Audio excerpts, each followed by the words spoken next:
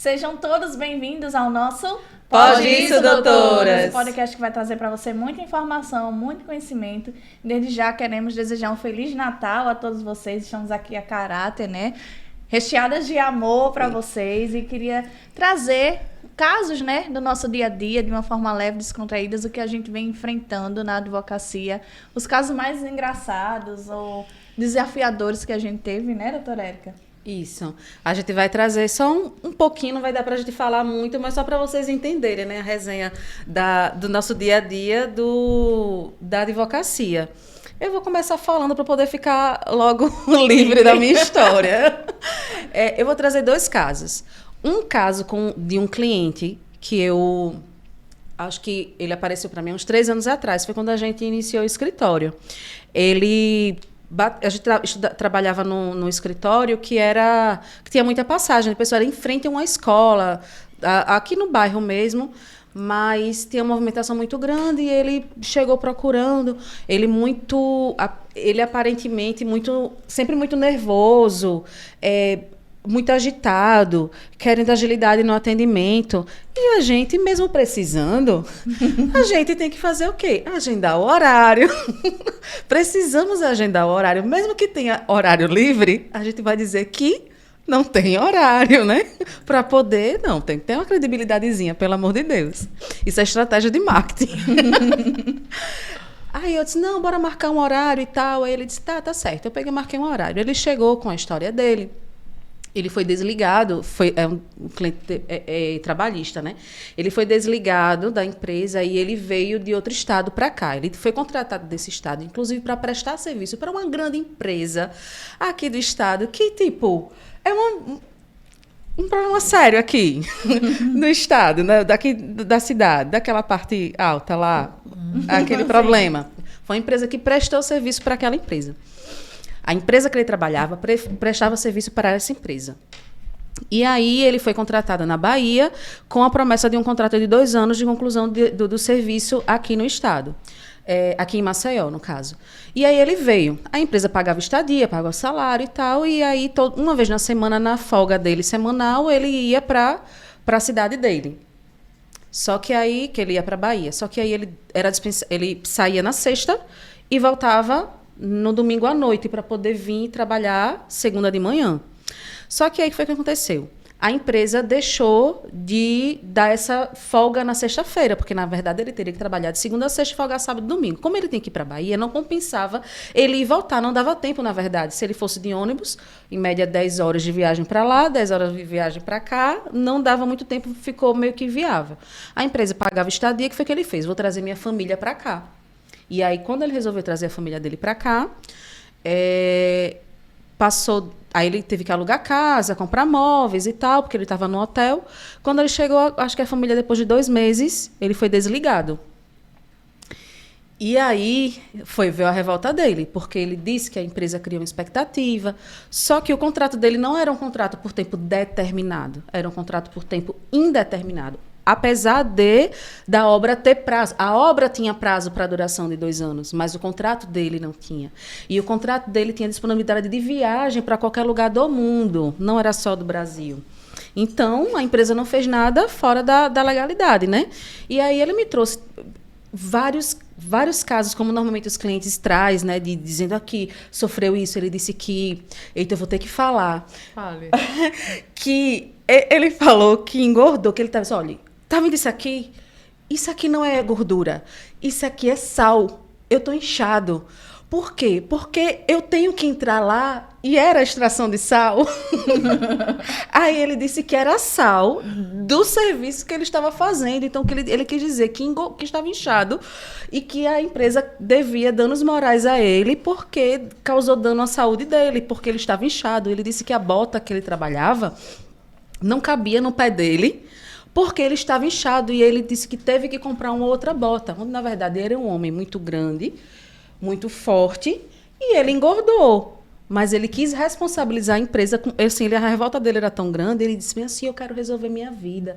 Eu quero ver se eu consigo comprar uma casa para o meu filho, uma casa para mim e resolver a minha vida. Tipo, ele achava que ele ia tirar, acho que 1 milhão. Com 1 ano de trabalho, ele vai ficar rico. Isso, ele achava na cabeça dele.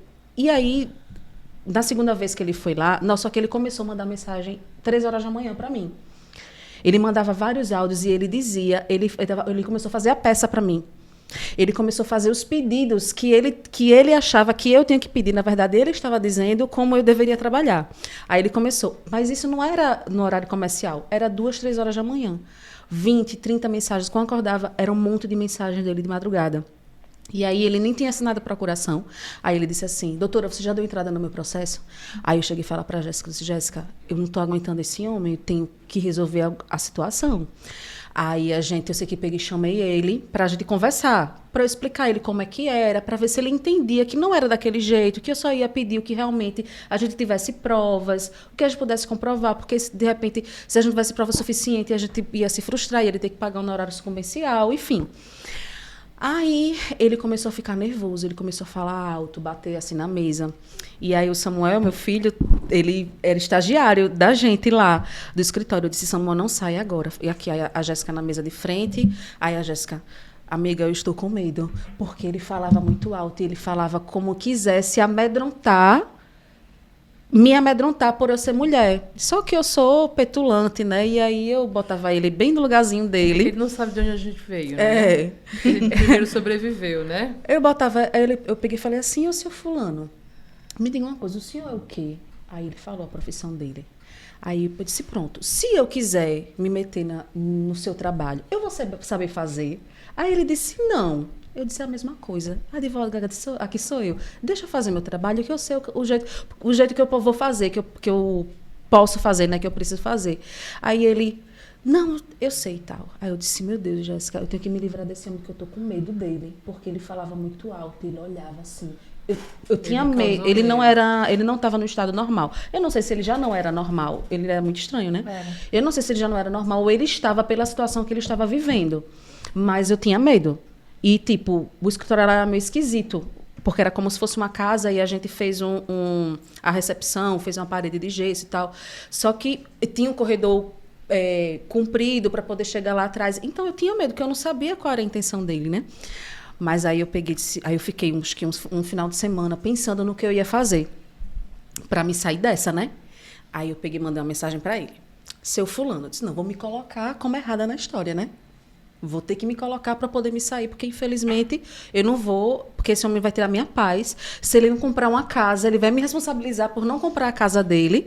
E eu não posso, assumir essa responsabilidade e ainda mais deixar de ter a paz, porque ele acreditava na mente dele, tipo, não tinha nada que fizesse ele desacreditar que ele ganharia aquele rio de dinheiro que ele imaginava que iria receber.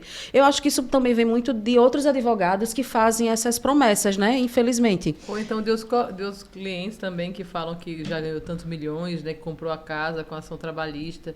Isso. É porque muita gente acha que processo é meio de vida, né? De processo adoidado que eu vou ganhar dinheiro e tudo certo. Mas não é assim. Aí, o que acontece? Eu peguei e mandei uma mensagem, né, de texto para ele. Seu fulano, bom dia. Estou passando para avisar que eu estou passando por alguns problemas pessoais e que eu não vou poder dar continuidade no seu processo. A minha sócia, infelizmente, ela não atua na área trabalhista, então ela não vai poder lhe dar suporte. Então, para o senhor não ser prejudicado, eu oriento o senhor que procure outro advogado. Aí ele disse, eu já ia fazer isso. Aí ele me humilhou. Ele me humilhou. Aí ele disse assim, eu já iria fazer isso. Eu percebi que você não estava normal. Meu Deus do céu. Eu percebi que você não estava normal. A sua fala, como ele quisesse, que tipo que eu sempre contrariava ele, porque ele sempre via com as ideias meio mirabolantes e eu sempre colocava a realidade para ele, que ele queria que eu concordasse com o que ele estava falando, né? Ah, mas foi ótimo. Foi. Aí você é doida. Foi. Aí eu disse, olha, eu ri tanto. Olha, pra você ver como ele era. Eu acho que a Jéssica lembra. Eu falei assim, seu fulano, tudo bem? Normalmente, por educação, quando a gente pergunta a alguém se tá tudo bem, as pessoas, você responde o quê? Você? Vai melhorar. Ou então tá tudo indo. Pera, eu tô achando que você é meu parente dele. Peraí. Não, eu falo assim, tá tudo bem. Tudo mas bem. Você não precisa também declarar... Porque tristeza. ele respondeu de forma literal. Ele disse-me assim, bom, não está. E foi bem assim, a mulher está doente, o menino com problemas, Eu desempregado, sem dinheiro para pagar minhas contas, não sei como se fazer, estou a ponto de desespero, e não sei o que, não sei o que. Ele mandou um texto, eu printei isso, porque eu disse, meu Deus, é a segunda vez que eu estou tendo contato com ele. Acho que, normalmente, quando a gente conhece alguém, que a gente pergunta, tá tudo bem? Tem que dizer que tá, mas eu estou com as questões... Aí a pessoa insiste, né? Aí a gente fala, mas no caso, eu só pergunto se estava tudo bem por educação, eu não queria saber dos problemas dele. E ele já foi falando. Eu disse, espera aí, ele não é normal. Porque ele já foi respondendo o que realmente não estava normal na vida dele. Enfim, me livrei desse cliente, né? Me livrei. Aí ele pegou e disse, por favor, apague todos os meus documentos. Aí eu disse, tá certo, não se preocupe não. Eu disse, tá, eu quero que você prove que você apagou. Aí eu, tá certo. Aí eu peguei, apaguei da conversa, mandei um print da conversa aí, e bloqueei. É uma pessoa totalmente... E bloqueei, tchau. Desequilibrada. E você, doutora? Tem outra história. Vamos intercalando essa. Não, isso aí foi Porque intercalando... Então, tu faz. Pode falar a tua. Porque eu tenho muitas histórias, né?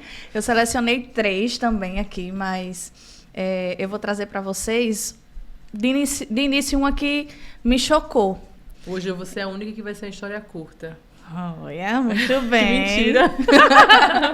Então, uma que me marcou. Eu não sei se vocês já foram ameaçadas na advocacia. Mas eu recebi uma ameaça no exercício da minha profissão. E não foi na área criminal. Foi na área de família. Eu estava representando o meu cliente, que eu advogo muito para homens também, né? Tem esse equilíbrio entre homens e mulheres. Eu estava numa ação de guarda representando ele, fiz o meu trabalho em defesa dos direitos dele, de convivência com o filho, enfim. E a juíza pediu a oitiva do menor. O menor foi ouvido, a criança foi ouvida, e depois ela pediu que a gente se retirasse da sala, porque ela ia fazer uma escuta sozinha com a criança. Assistida, né? Assistida. Especializada com a criança. Então, nessa saída da sala de audiência, a mãe da criança olhou para mim e fez assim, para você defender esse cabra, você é pior do que ele. Eu olhei para a cara dela, aí eu olhei para a advogada dela e disse, doutora, contenha a sua cliente. Aí ela fez assim, se fosse lá fora, você ia ver o que eu ia fazer com você. Aí eu disse, como a história? Ela disse, se fosse lá fora, você ia ver o que eu ia fazer com você. Eu não contei a história, eu virei as costas, entrei na sala de volta, eu disse, excelência, eu preciso que a senhora mantenha a ordem e eu quero a segurança do fórum, a polícia judiciária, para me acompanhar, porque eu estou sendo ameaçada. Ela não contou a história, foi bem solícita. Inclusive, essa juíza tem a fama de ser bem arrogante, mas ela foi muito solícita comigo. Prestativa, né? Eu acho que foi sensível à minha situação. Chamou a segurança do fórum, né? A polícia judiciária, vieram 3 agentes lá, ficou comigo, me acompanhou, inclusive até o final da audiência, fechou o fórum, eles foram comigo até o carro e me acompanharam. Muitas pessoas acham que a advocacia criminal é uma advocacia que tem risco, mas você só tem algum tipo de risco se você prometeu que você não pode cumprir. Você promete o seu trabalho. Mas a maioria dos problemas que a gente tem enquanto atuantes na área de família vem dessa área, viu? É pesada nessa área. Porque eles não aceitam, eles não se conformam, eles acham que o nosso trabalho se envolve com a situação daquele cliente, mas a gente está sempre ali para defender direitos, defender obrigações e que a lei seja cumprida. Mas eles sempre acham que a gente é responsável pelo resultado, né? Inclusive, o esposo da professora, que inclusive ela foi a minha orientadora da minha pós, que o esposo dela foi assassinado na porta do fórum, foi exatamente uma ação de família. Uma ação de família. Como é o nome dela? Mari... Eu esqueci o nome dela, mas foi bem polêmico. Ela é professora de lá do SESMAC. Ela estava chegando com o esposo dela na audiência, né, da vara da família, e aconteceu o que aconteceu. E só teve esse caso de repercussão, não. Acho que teve outros casos de repercussão. É por isso que eu defendo o porte e a posse de arma para o advogado. Seja qual for a situação. Sei que a gente sofreu uma ameaça, pode registrar um boletim de ocorrência e entrar com processo para requerimento. Mas eu acho que deveria ser muito mais facilitado pelos riscos que a gente encontra por lidar com pessoas, né? E muitas pessoas problemáticas, muitas pessoas que perdem e não aceitam perder. O meu foi um caso assim. Eu estava no escritório, um dia comum. Aí chegou uma cliente e disse, doutora, eu vim lhe procurar porque eu vi muitos elogios da senhora. Eu fiquei sabendo que a senhora não se vende. Aí eu disse, olha que legal. Aí ela disse, tem uns outros advogados aí que essa família é muito rica e é capaz de eles comprarem o advogado. Então essa pessoa me disse que a senhora não se vende. Aí eu disse, pois não, eu já fiquei, né? Olha, pois não, pode falar. Ela disse, olha, doutora, eu trabalhei numa casa desde 2017 e eu saí, depois eu retornei para essa casa agora em 2019 e essa casa ela é composta de um senhor de 70 anos e um adolescente de 18 anos. Aí disse, pois não. Só que quem paga as contas é o filho mais velho que não mora na casa. Aí eu disse, beleza. E eles me botaram para fora, doutora, e não me pagaram nada. Aí eu disse, não, por que não lhe pagaram nada? Olha, porque o pai desse rapaz, ele é viciado em jogo do Tigrinho. Só que ele, para os filhos não saberem que ele estava no joguinho do Tigrinho, ele foi e começou a jogar no meu celular. Eu disse, pode continuar. E no meu celular, ele jogava 20 mil, ele jogava 10 mil. E no total, ele perdeu no Tigrinho uns 100 mil reais. Aí eu fiquei... Ele jogava no seu celular e ele tinha celular. Sim, ele tinha celular, mas ele não queria que os filhos soubessem. E uma vez ele me emprestou 20 mil. E eu fui no banco e o banco ligou para o filho dele, bababá, e vira e mexe. Eu disse, beleza, então eu vou fazer o seguinte. Você está querendo a rescisão, né? Você foi demitida, está querendo as suas rescisões, eles não lhe pagaram. Vou fazer melhor. Às vezes, como é uma ação... como empregada doméstica, às vezes eu consigo conciliar da forma administrativa, sem precisar levar ao judiciário. Você tem o telefone do filho dele? Ela disse, tenho. Me dê o telefone do filho dele mais velho que eu vou ligar para ele. Peguei o telefone, ela estava na minha frente, eu liguei para ele. Oi, senhor, aqui é a doutora Catiane, eu estou ligando para o senhor, que eu estou com uma cliente aqui no meu escritório, uma cliente para uma ação trabalhista, eu estou ligando para o senhor para saber se não há conciliação, visto que o senhor deixou de pagar as verbas rescisórias dela. Ele disse, doutora, aí ele começou. Essa senhora que está na sua frente, ela desviou do meu pai 400 mil reais. Meu pai é aposentado, recebeu uma indenização federal e ela conseguiu, através do banco dele, que estava no celular dela, transferir de várias vezes mais de 400 mil reais. Inclusive, eu entrei na delegacia, fiz um BO contra ela e tem um inquérito contra ela. Eu disse, tá bom, senhor, passar bem. Aí eu disse, senhora, ele me disse que foi mais de 400 mil. Não, doutora, não foi 400 não, foi uns 200. Olha. Só. Aí eu falei assim, desses 200 mil que ele jogou no joguinho do tigre, teve alguma vez que ele ganhou? Que a pessoa jogar 200 mil que ela disse, o filho disse que era 400. Ela disse, ele às vezes pode ter ganho uns 7 mil. Ele sacou os 7 mil? Não. E ele deixava pra mim. Eu disse, senhora, eu sinto muito nesse momento não poder lhe ajudar. Você não precisa de uma advogada trabalhista nesse momento. Você precisa de uma advogada criminal, porque você vai precisar se defender. Então, tá aqui o contato de 2 colegas. Você procure eles, tá, senhora? Porque, infelizmente, eu não vou poder pegar essa ação.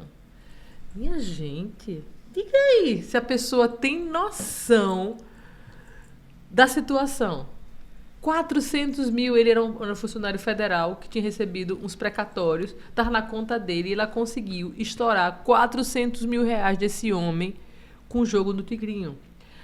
O filho dele... E ela ainda queria verbas trabalhistas. Deixa ela, viu? E ela devendo 400 mil reais. Ela tá certa. E aí? Aí que eu disse pra ela procurar... E com todas as provas contra ela, né? Porque tá tudo no telefone dela. Mandei ela procurar um advogado criminalista. Eu não poderia ajudar, porque mesmo que fosse de outra forma, ela teria que resolver primeiro essa situação, né? E provar a inocência dela. E eu não visualizava naquele momento uma situação favorável a ela. É complicado. Ó, e eu lembrei aqui do caso do meu cliente, que ele chegou dizendo assim, eu quero saber se a senhora resolve. Porque eu já fui em 3 e ninguém quer pegar o meu processo. Foi. Por quê? Louco. Porque ninguém queria pegar o processo dele. Oh. Exatamente porque todo mundo percebeu, ouviu que ele estava falando coisa, mentindo, porque tem umas pessoas que mentem, né? Que chega, aí eu pego, faço logo a pressão. Ó, se você perder, tem que pagar custos processuais, assim, porque a pessoa pensa que você vai entrar na justiça e não vai ter custo nenhum, né? Aí eu falo logo Não das pode custas. mentir. Se você me convencer a acreditar na sua mentira, Olha, eu já recebi em abacate honorários. Aí galinha, carneiro. Tu já recebeu galinha? Galinha. E eu recebi agora de novo. Eu recebi vinho já. Banana. Vinho não, suco de uva. Eu tenho- Aquele suco de uva que vende lá em Pilar. Não Eu tenho tem? tanta banana na mala do meu eu carro. não recebi a título de honorários, recebi agrados, né? Não, foi É, pagamento. agrado. Não, agrados. Jaca, pitomba, macaxeira. Agora, eu sei quem vai me dar de verdade e eu sei quem vai prometer e não vai Mas cumprir. isso foi logo no começo, não como honorários, né? Eu tô brincando, mas assim... Como presente, É, né? como presente, Ó, mas agrado. foi, na verdade, um pro bono. Ah, foi um eu pro bono ganho. que aí eu tive como um Eu ganho presente. muita fiz um pro bono banana. e ganhei pão de Ganho queijo. muita banana. Ganho banana comprida, eu ganho galinha, eu ganho peru. Esse ano mesmo, ano passado eu ganhei, acho que foram uns 4 quilos de carneiro. E esse cliente meu, ele já tá recebendo há muito tempo, já não precisa mais me agradar. Ele tá já há um tempo. Mas deixa, mulher, Só que que- se quando tu não quiser o Só que carneiro, é tu meu manda lá pra cliente- casa. É meu cliente querido. Porque quando é São João, ele vai mandar pra mim. Quando é... Pronto, por exemplo, agora eu fui fazer um atendimento em Messias. Aí ele disse assim, seu carneiro tá garantido, viu? Eu disse, ô Coisa querido, não precisa. Mas assim, é um carinho que a gente tem por essas pessoas também, que a gente cria um vínculo, assim, muito grande. E tem uns que me prometem... Aí eu falo assim, do seu carneiro eu não vou comer nem o... Não vou roer nem o osso. Pare de prometer. Não, doutora, eu vou lhe dar... Ó, quando a senhora sair meu dinheiro, eu vou lhe dar um carneiro que eu tô criando. Eu falei assim, eu já sei quando é verdade e eu já sei quando é mentira. Quando é verdade, a pessoa não lhe promete nada. Só chega e dá, Ela né? chega e dá. Quando a pessoa vai lhe prometer alguma coisa, porque você não vai ganhar aquele carneiro. Inclusive, eu nem me incomodo em ganhar. Tá chegando aí, Eu Natal, também não me incomodo, né? Uma não. sexta, né? Assim, agrada advogado. Não, mas eu queria um trabalho, carneiro, né? viu? Faço eu questão de ganho uma carneiro. cesta, mas um carneiro. E é um cliente tão querido. Um peru. Ele vai pro meu escritório todo arrumado. Aí, quando ele vai pra audiência, ele vai pra audiência mais arrumado. Quando ele vai pro escritório, que ele vai tirar alguma coisa, vai dizer, doutora, tá pra prorrogar meu benefício e tal. Aí eu falo, eita, mas o senhor tá bonito, viu? Tá um homem todo charmoso desse.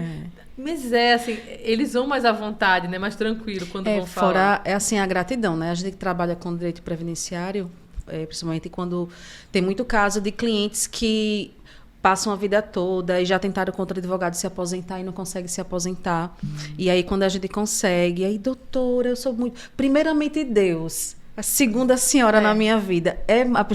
Eu me sinto muito feliz, né? Também. Muito grata quando eu escuto isso, né? Tem clientes que estão comigo há 5 anos. Tem clientes que eu tentei de uma forma, tentei de outra. Aí na terceira vez que eu ganhei, eles estão comigo 5 anos. Porque os processos, eles demoram. Olha, eu entrei com um pedido, teve uma cliente que eu entrei como rural, uma cliente de Santa Luzia. Entrei como rural. Porque ela trabalhava com o marido dela, só que ela já não tinha mais roça. Então, eu não consegui comprovar a roça. Perdi o rural. Entrei, eu falei assim, vamos fazer um BPC para a senhora. Fiz um BPC de doença. Ela passou pela perícia, não consegui ganhar. Aí tem que fazer mais 1 ano. Aí consegui agora uma por idade, onde ela só vive ela e o esposo. Mas eu consegui comprovar que a renda deles de um salário mínimo é insuficiente para manter a casa. Então, ela conseguiu ter o benefício por idade, 65 anos. O marido não precisou omitir que vive em união estável com o companheiro. Então, não vai prejudicar caso venha precisar de uma pensão-morte no futuro. E ela está comigo há 5 anos. Então, são pessoas que confiam na gente. E, assim, e são pessoas que eu faço de tudo para dar certo. Porque, olha, se uma pessoa confiou... Perdeu, continuou comigo e perdeu de novo e ainda está confiando em mim, é porque eu tenho que arrumar uma solução para essa pessoa. Então, assim, é isso que é gratificante. A primeira negativa não é um não. né? É só uma chance de Já tentar. aconteceu isso aí também comigo de uma pessoa com autismo. No caso de uma adolescente que ela tem autismo e a mãe dela já recebia LOAS. E aí ela já vinha de outros advogados que não tinha conseguido. E aí eu peguei e disse, não, a gente vai conseguir. Dei toda a orientação, documentação necessária, laudo, exames e tal. E aí a gente deu entrada. Mesmo ela recebendo LOAS, foi concedido LOAS para ela, né? E ela, no caso, eram 3. Era a mãe, que ela tinha também necessidades especiais. Aí tinha a filha, que era autista. E tinha outra irmã, no caso, a irmã dela. No caso, a irmã dela não tinha nenhum benefício, né, assistencial. Mas elas ficaram muito gratas, porque era o salário da mãe, no caso, a aposentadoria, o LOAS da mãe, que era para dividir para 3. E quem tem autismo tem que fazer tratamento, é fono, é nutricionista, né? Aí tem que ir para psicóloga, psiquiatra. É um gasto muito grande. Tem a seletividade alimentar, tem um gasto muito grande. Que para manter e não consegue manter com o salário mínimo. Agora, qual é a sua próxima história? Então, eu acho que eu vou até emendar já com a segunda, senão eu não vou conseguir falar. Fala rapidinho. Deixa eu dizer. Teve uma situação que eu peguei com um cliente, inclusive eu quero trazer até como dica para as pessoas que estão aqui nos assistindo, para as mães, que se atentem. Quando você tem uma guarda compartilhada, regulamentada, né, definida em juízo, tudo o que for diz respeito à criança precisa ser comunicado e acordado entre ambos os pais. Eu peguei uma situação de um pai desesperado que a mãe pegou a filha, à época com 3 anos de idade, e foi embora para Mato Grosso, sem comunicar, sem pedir autorização. E ele ficou louco, porque em desespero não autorizou e ia ficar sem ver a filha. Aí, quando eu verifiquei o processo, já tinha uma regulamentação, eu entrei com pedido de busca e apreensão da menina. Em sede liminar, isso foi uma vitória gigantesca. Principalmente quando a gente advoga para os pais. Eu sei que tem que ser imparcial, né, a justiça, mas tem alguns juízes tendenciosos, que a gente sabe. E por isso é desafiador você advogar para homem. Aí eu pedi em sede liminar e o juiz concedeu a busca e apreensão dessa criança. A gente conseguiu localizar o endereço da mãe, que ela chegou em Mato Grosso, e o juiz determinou que imediatamente ela retornasse com a criança, porque ela não informou ao pai, o pai não autorizou, o pai não sabia onde ela estava, ela não deixou o telefone para contato, ela disse que ia atrás de oportunidade de trabalho, porém não informou que ia ter uma residência fixa, não informou que ia ter uma rede de apoio que pudesse ficar com a menina enquanto ela ia trabalhar, simplesmente ela foi. Aí o juiz determinou que ela retornasse com a criança para aqui, para o estado, e ficou definido que só poderia sair com autorização do pai. E isso, a convivência do pai com a filha foi garantido, e ele está conseguindo exercer, né, o direito de convivência e visitação de forma resguardada. Isso aí foi uma situação peculiar que não é comum da gente ver, principalmente quando a gente está defendendo o homem, né? Mas, para mim, eu vejo como uma grande vitória. E já outra situação totalmente diferente, mas que para mim foi muito constrangedora, de verdade, na minha posição. Não falo como advogada, porque a gente enfrenta muitas situações, mas enquanto mulher. Eu fui para atendimento a um cliente na delegacia, né, de homicídio, na DHPP aqui de Maceió, da capital. E esse meu cliente custodiado estava lá, detido, e eu pedi para conversar com o cliente para ter o direito de contato reservado e resguardado. Porém, lá, eu não sei se houve modificação, mas tinha acabado de entregar essa sede da DHPP e não tinha um local reservado para mim falar com o meu cliente. Não tinha um parlatório, não tinha nada reservado. Ele estava na cela, me conduziram até a cela, e a cela era composta por uma chapa de ferro, de aço, onde tinha uma aberturazinha daquelas que eles abriam assim e fechavam.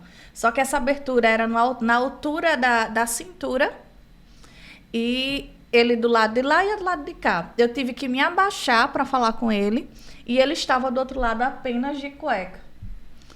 E eu fiz o atendimento do cliente assim, eu abaixada e ele do outro lado de cueca, e simplesmente estava com outro agente assim me acompanhando, né? Aí eu pedi para falar de forma reservada, ele saiu, mas para mim foi muito constrangedor aquela situação.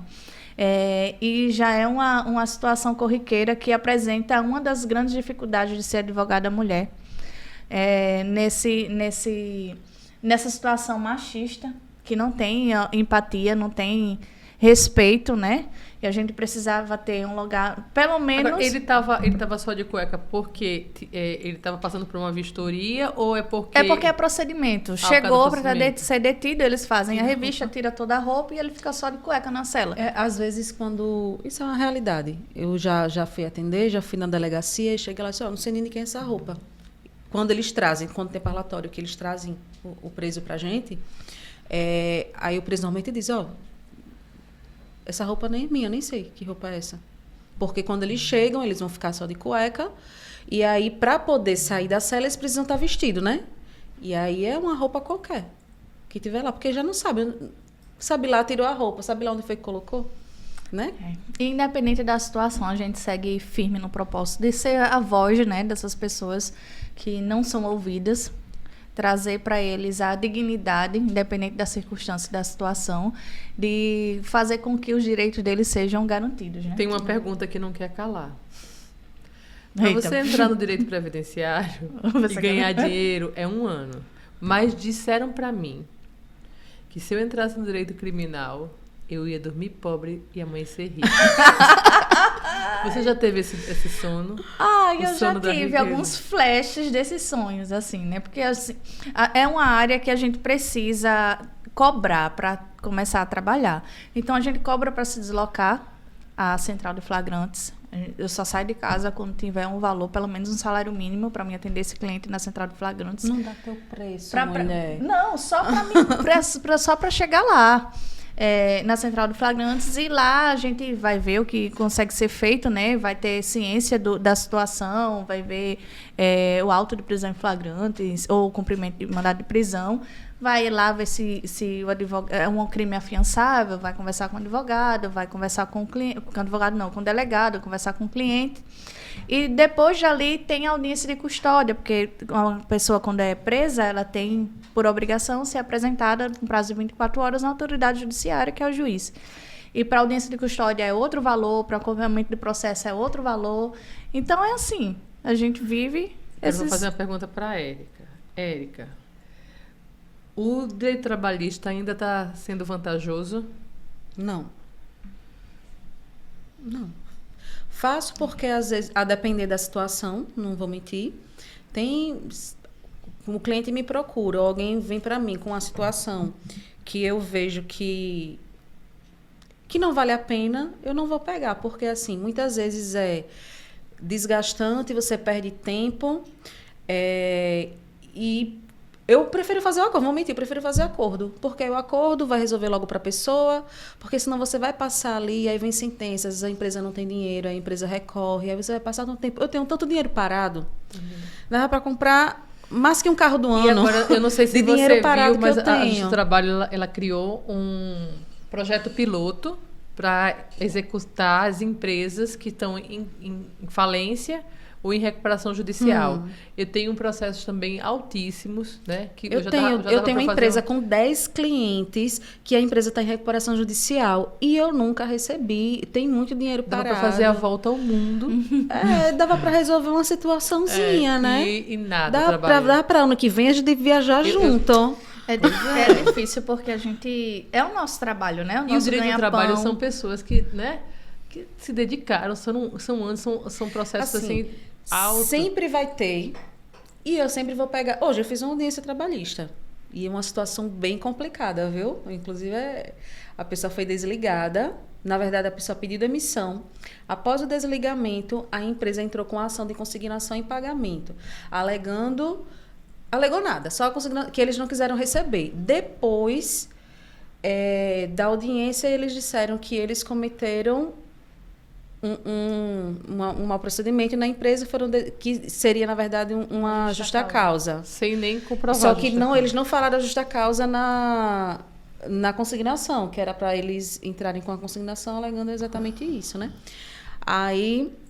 E eles só resolveram entrar com a ação, me procuraram, foram duas pessoas, porque eles só receberam R$ 49 de rescisão, porque não recebeu o dia de trabalhar, não recebeu nada e tal.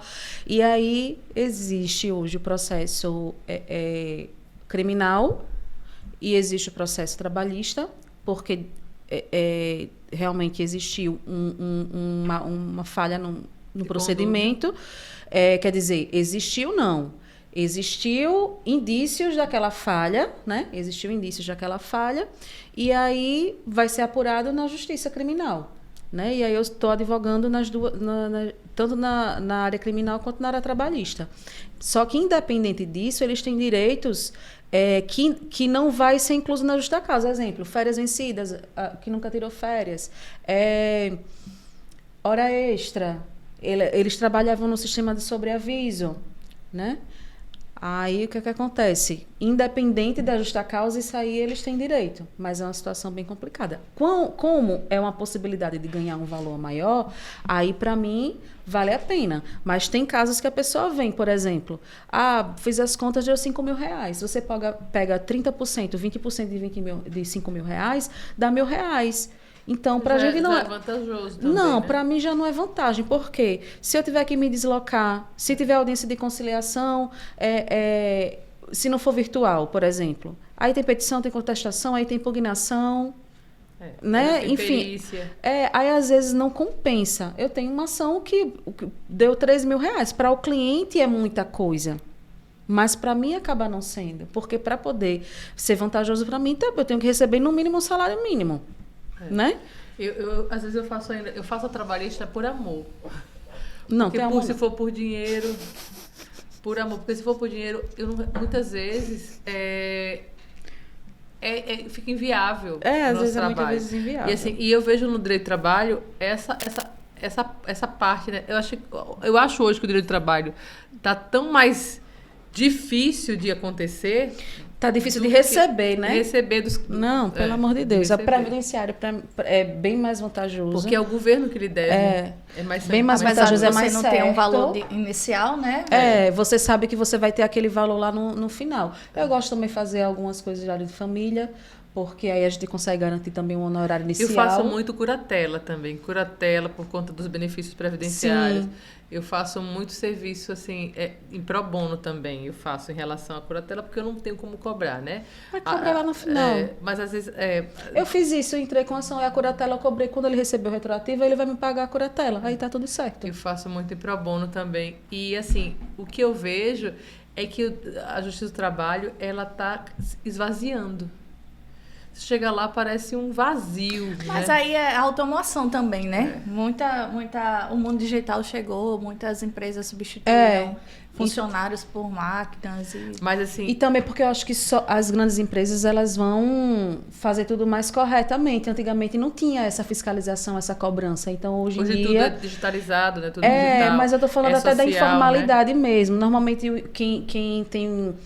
vínculo informal é aquele pequeno empreendedor, é aquela pessoa que tipo, não acha vantagem ter um empregado e pagar os impostos que gera aquele empregado. Normalmente é o pequeno. Eu tive um caso de um cliente que ele foi condenado, ele é um pequeno, ele tem um quiosquezinho com ele, a esposa, o pai, e não tem nenhum funcionário. O funcionário que ele tinha, colocou ele na justiça. Mas aí a gente tentou acordo de todas as formas. A juíza tentou acordo de todas as formas. Ele não quis parcelar em 10 vezes.